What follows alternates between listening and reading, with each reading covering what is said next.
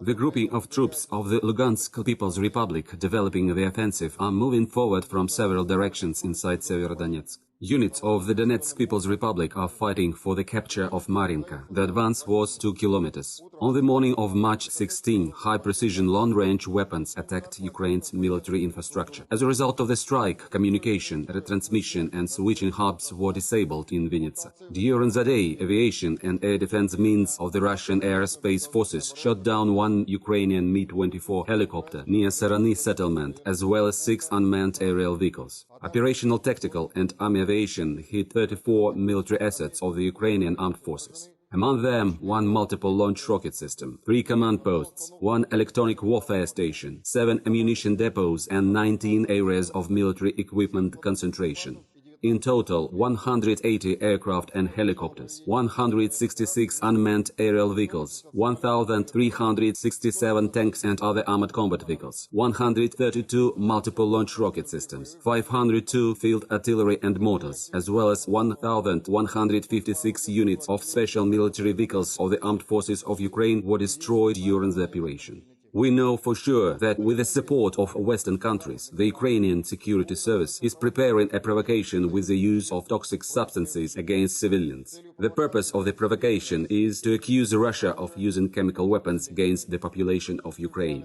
I want to officially state that the units of the Russian armed forces involved in this special military operation do not have chemical munitions. The Russian Federation, unlike the United States, has long fulfilled its international obligations by completely destroying all chemical weapons stockpiles. To prevent any provocations of Ukrainian nationalists with toxic substances, Russian servicemen in the liberated territory take dangerous objects under control and ensure their safety. I will add that among the combat documentation captured by us in the 4th Brigade of the Ukrainian National Guard, there is a detailed map of the territory of Ukraine with objects and types of toxic substances stored on it.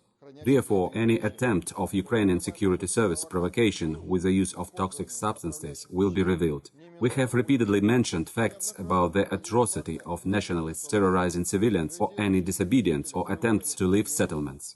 Today, footage of civilians killed in Chernigov who were supposedly shot by Russian servicemen was circulated on all propaganda resources of the Kiev regime. It was stated that all victims were allegedly queuing for bread.